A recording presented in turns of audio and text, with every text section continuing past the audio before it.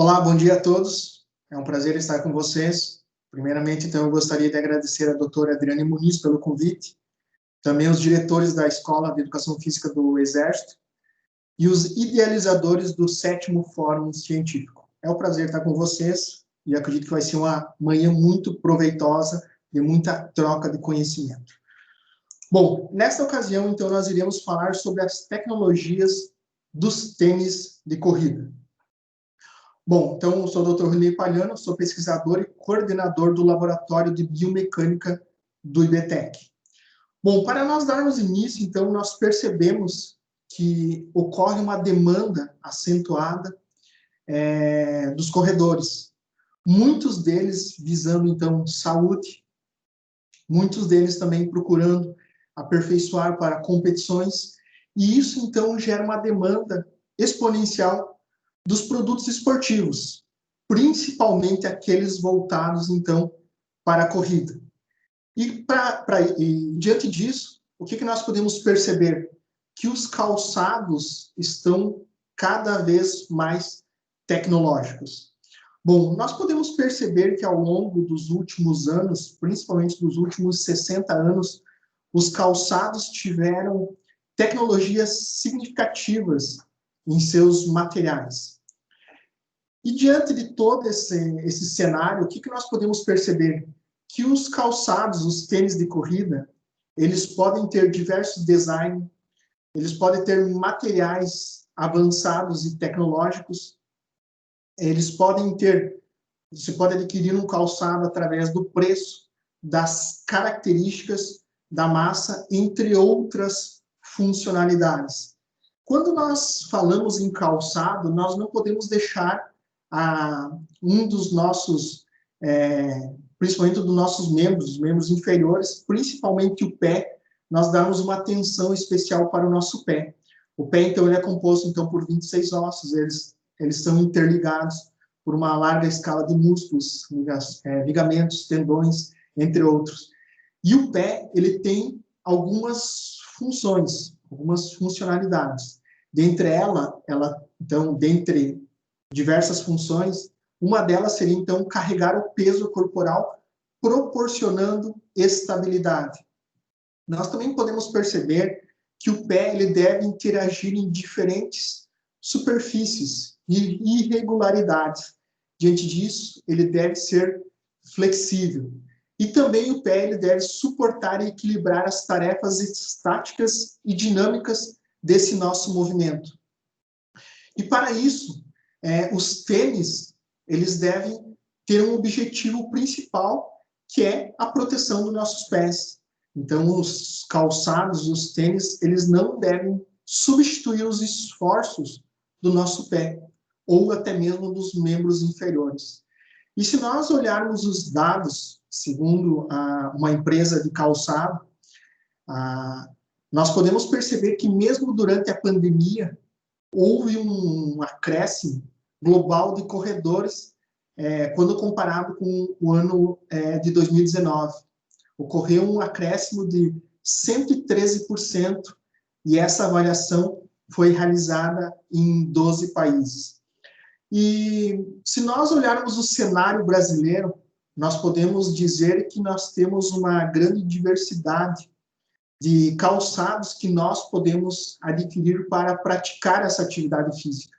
Então, eu elenquei aqui nesse slide, vocês podem perceber, nós temos no Brasil aproximadamente 20 empresas que desenvolvem calçados voltados para a prática esportiva.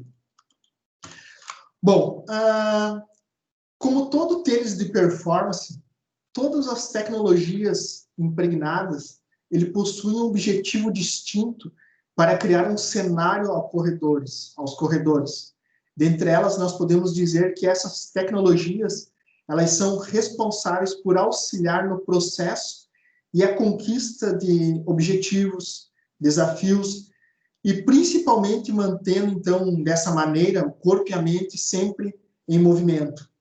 E se nós olharmos, então, como que ocorreu essa evolução do tênis esportivo, tênis de corrida ao longo dos últimos 60 anos, nós podemos perceber que até a década de 60, os tênis eram considerados completamente ruins. Eles eram rígidos, eles eram com pouca tecnologia, eles eram pesados, e grande parte deles eles eram compostos, então, por lona ou até mesmo couro. Nós podemos perceber que grande parte desses materiais era composto, grande parte dos calçados, melhor dizendo, era composto por esses dois materiais. E aí, depois da década de 60, a gente percebeu que ocorreu um avanço significativo.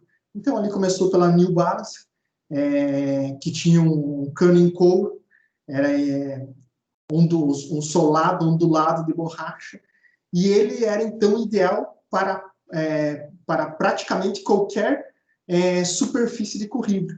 Então, nós podemos perceber que a New Balance iniciou, então, com esse tênis aqui na década de 60, esse tênis aqui na esquerda do vídeo dos senhores, que ele era utilizado, então, para diferentes terrenos e até mesmo diferentes práticas de atividade física. Depois, logo no início da década de 62, nós podemos perceber que os Estados Unidos começaram, então, a importar calçados do Japão, e aí começou, então, esse avanço tecnológico que nós vamos comentar, então, no dia de hoje. E aí, em 1967, nós percebemos que a Tiger Marathon foi nomeado como o melhor calçado da época. E esse calçado foi o primeiro calçado de corrida que já apresentava um sistema de amortecimento. Então, o sistema de amortecimento, nós podemos perceber que ele iniciou, então, na década de 60. Então, ali, os primeiros calçados foi no final da década de 60, 70, até mesmo em 80. E aí, a Brooks lançou o primeiro calçado com a entressola DVA. Isso foi em 1975. Então, grande parte dos calçados até então, eles eram compostos por lona e couro. Então, nós percebemos que aí teve um grande avanço da Brooks, meados da década de 70, melhor dizendo, que já estava inserindo essa nova tecnologia que seria o EVA. Também na metade da década de 70, nós percebemos que o nylon foi uma ótima substituição para o couro. Então, se nós olharmos aí toda a evolução dessa parte superior do calçado esportivo, que grande parte dessas tecnologias aí da parte superior promove um bom calço, nós percebemos que aí também começou a evolução do cabedal. Então, o nylon veio substituir o couro. E também na década de 70, nós podemos perceber que ocorreram as primeiras formas, os calçados estavam já focados no gênero feminino. Lembrando, os pés, os diferentes gêneros, eles apresentam diferentes características de pés. Então, aí, na década de 70, nós podemos perceber que algumas indústrias já estavam focadas para o gênero feminino e atender esses requisitos das características do pé feminino. Também, em 1976, nós podemos perceber que o público, em geral, eles optavam, então, por uma sola espessa, que tivesse uma boa durabilidade, que tivesse um salto, fosse leve, flexível, principalmente na região do antepé. Eles já estavam preocupados durante a fase de propulsão, aonde o calçado ele não deve ser rígido. E um fator muito importante nessa época, diante da literatura a qual eu procurei para os senhores no dia de hoje, grande parte do público, eles optavam, então, em contraforte rígido. Eles já acreditavam que um contraforte, que é a parte traseira do calçado, principalmente ali onde faz o suporte do calcânio, tinha que ser rígido para que promovesse essa estabilidade. E com isso, então, eles também procuravam, então, proteção para o arco plantar, estabilidade, cabedal flexível e assim por diante. Então, aí veio em 1977 a Brooks lançando um calçado para pronador. Se vocês perceberem, então, melhor dizendo, que essa rigidez do contraforte, essa preocupação com o solado, já estava iniciou, melhor dizendo, em 1977. E aí, finalzinho da década de 70, a Nike deu início, então, ao seu sistema Air, né? Que é um grande sucesso dessa companhia, que até nos dias de hoje eles têm um sistema Air. E sempre, todos os estudos da empresa em destaque estava voltado, então, para o sistema de absorção de impacto. Então, nós podemos olhar também que, no final da década de 70, surgiu, então, através da New Balance, os calçados para o gênero feminino, aonde eles fizeram um ajuste, então, na forma, que o retropé era estreito e o antepé mais largo para atender, então, esse público. E ainda, então, no início da década de 80, surgiu os primeiros calçados específicos, calçados com algumas funcionalidades. Então, preocupado com essa estabilidade, algumas empresas lançaram calçados com uma rigidez na região medial. Isso voltado, então, para controle da pronação. E nesse mesmo período, iniciou uma forte relação, então, vários estudos estavam relacionando, então, a pronação com lesões. Hoje, diante de todo esse cenário, a gente sabe que é um conjunto de fatores que contribuem, então, para as lesões, e não somente essa overpronação que ocorre durante a corrida ou durante a pisada, principalmente durante o tempo de contato. E aí, então, em 1986, a ASICS lança o seu primeiro sistema de gel, né, que também a gente consegue perceber que nos dias de hoje, essa empresa, essa companhia, ela ainda mantém esse sistema, a qual é um grande sucesso também. E já no final da década de 89, nós podemos perceber que o sistema de amortecimento ele era enclausulado, muitas vezes não era perceptível pelo consumidor final que aquele produto tinha uma tecnologia. Então, já no final da década de 80, a Nike, então, começou a apresentar esse sistema de absorção de impacto, que é o sistema Air Max. E aí, já no final também da década de 80, já iniciou o sistema de antitorção, que é esse sistema na região do médio pé, que contribui, então, para a estabilidade durante a pisada. Então, nós podemos perceber que a Adidas fez um dos lançamentos. E também, já em 1993, já na década de 90, a ASIC, então, aperfeiçoou o seu sistema gel, lançando o Cayano, que com certeza, acredito que você já conhece esse sistema de tecnologia, que apresentava, então, amortecimento e estabilidade. E também as empresas brasileiras, elas estavam evoluindo seus produtos. Então, nessa época aí, a empresa Vulcabras, que é a Olympus, lançou, então, o sistema TUB, que era um sistema que principalmente voltado para esse movimento que estava ocorrendo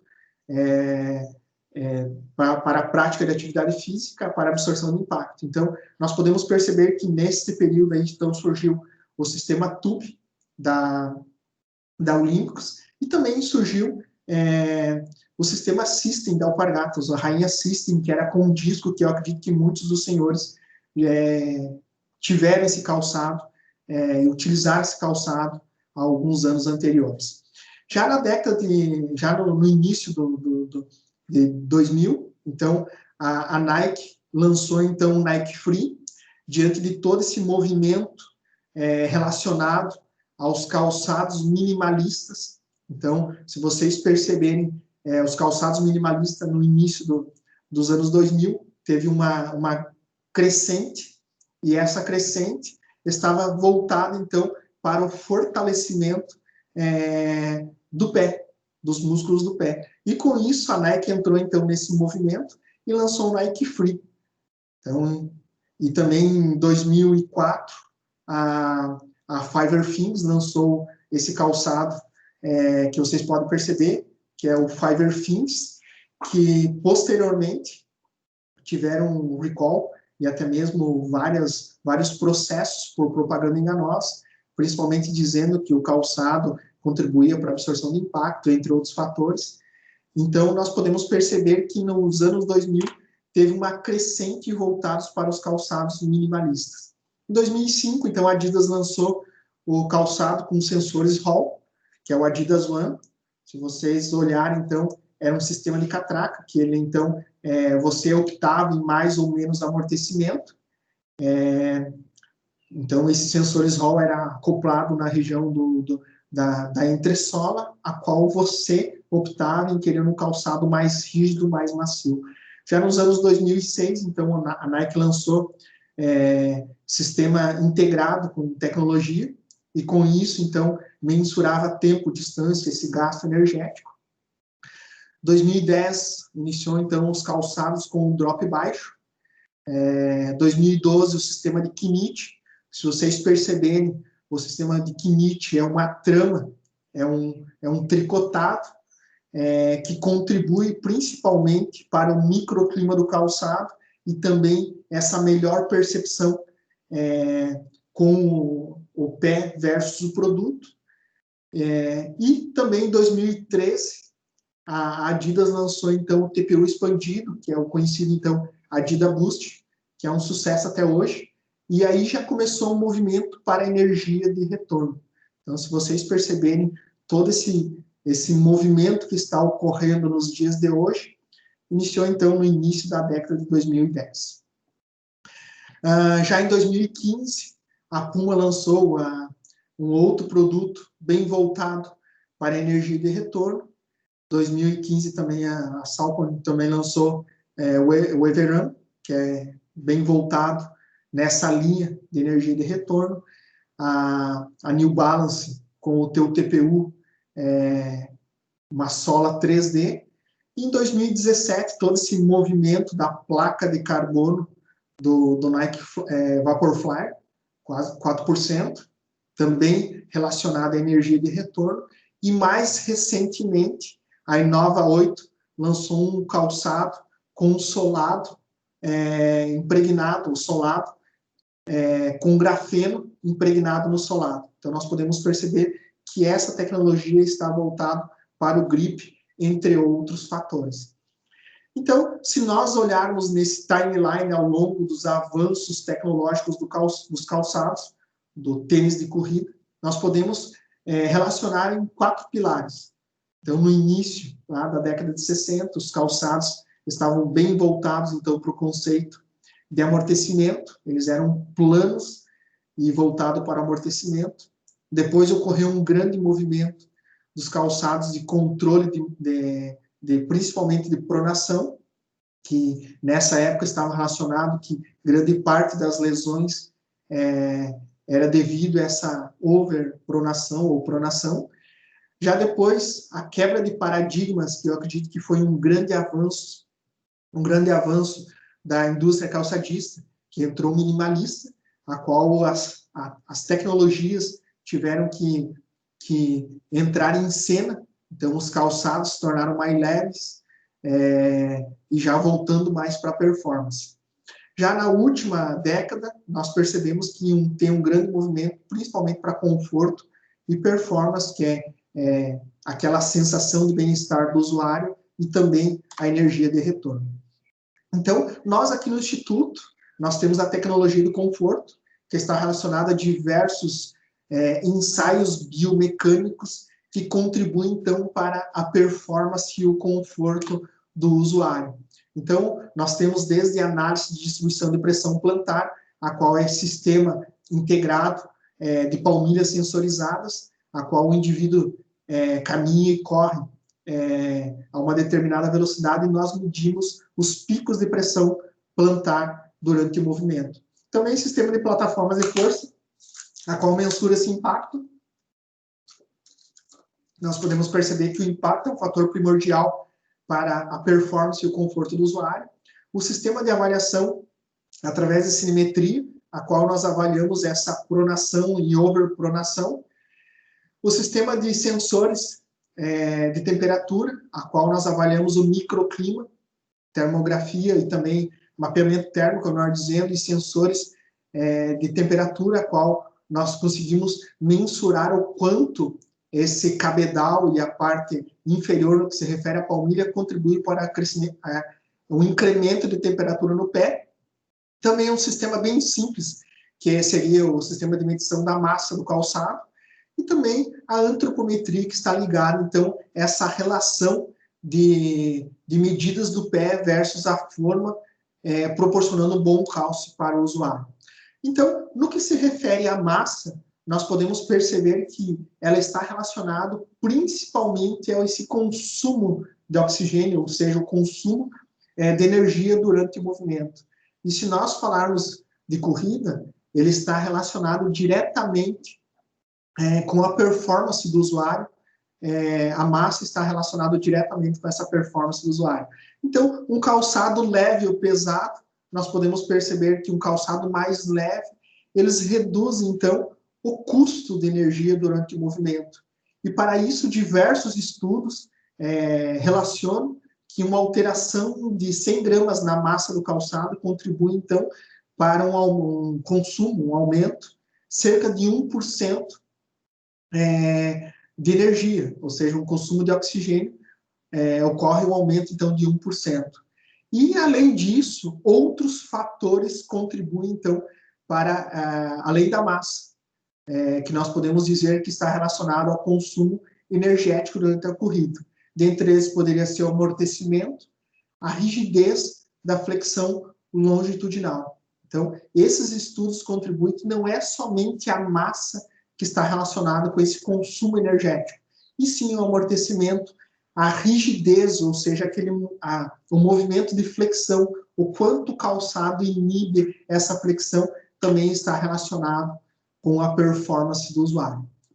Já quando nós se referimos à entressola, que está relacionado principalmente à absorção do impacto e à distribuição das pressões plantares, nós podemos perceber que a rigidez ocorre, então, uma alteração na rigidez dos membros inferiores diante da dureza ou da densidade da entressola. Então, dependendo da superfície, ou seja, o solado, a entressola do seu tênis, vai estar relacionada à rigidez dos seus membros inferiores. E com isso, essa dureza ou densidade da entressola, ela tende a aumentar, então, ou até mesmo minimizar o impacto. Não existe uma receita. Você ter tanto de densidade, até mesmo tanto de dureza, tu vai ter um amortecimento X ou Y. Isso depende, então, de fazer análises biomecânicas para fazer a relação entre densidade e dureza versus impacto. Então, nós podemos perceber que essa entressola, ela contribui também para o tempo de impacto. Então, vários estudos relacionam que calçados macios retardam o momento e o tempo do impacto, fazendo com que o corredor tenha cargas altas por mais tempo. Então, essa rigidez da entressola contribui, então, para a rigidez dos membros inferiores e também para que o tempo que ocorra o impacto. E também a entressola está relacionado com o drop do calçado. Então, quando o calçado tem um solado espesso, ou seja, um drop alto, ou seja, 12 milímetros, eles tendem ter um maior tempo de contato quando comparado com os calçados mais finos, ou seja, com um drop entre 0 e 5 milímetros. E também a instabilidade. Nós podemos perceber que a overpronação está relacionada com os calçados mais macios, ou seja, aqueles que têm quando tem menos densidade. Então, a densidade está relacionada diretamente com a instabilidade durante a corrida. E também as lesões. As altas forças de impacto estão associadas a algumas lesões, entre elas fratura por estresse, fascite plantar, entre outros. Então, nós podemos perceber que calçados que tenham tecnologia e são comprovadas, elas trazem benefícios aos usuários ou aos atletas.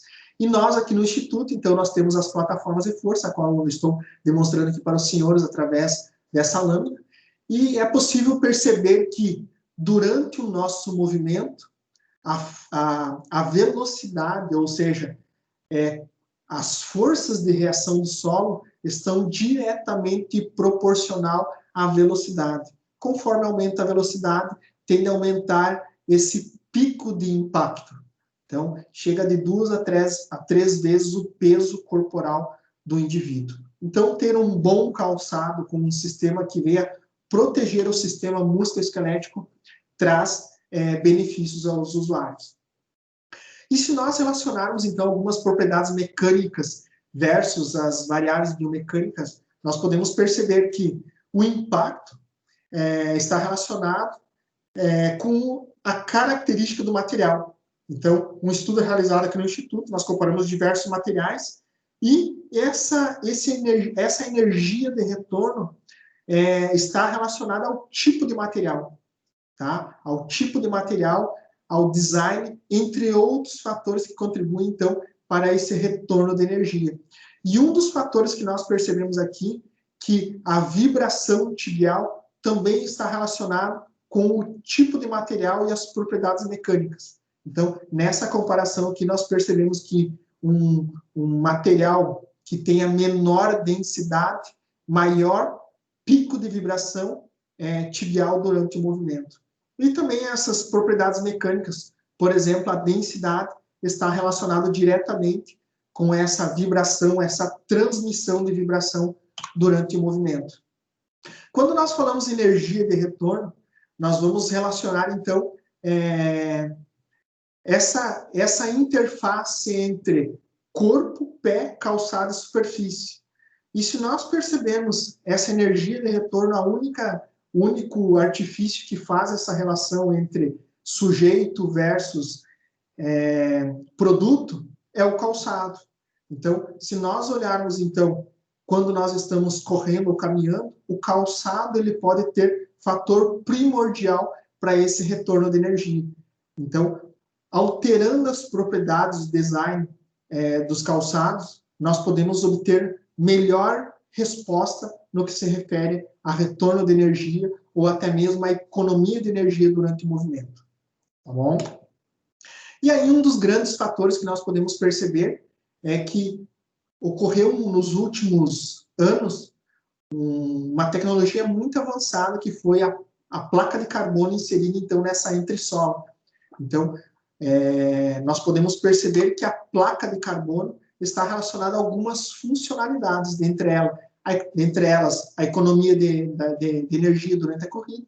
Então, nós podemos perceber diversos estudos que o vapor flare aí, ele contribuiu significativamente diante da entressola, dos materiais utilizados na entressola e até mesmo a placa de carbono nessa economia de energia. Então,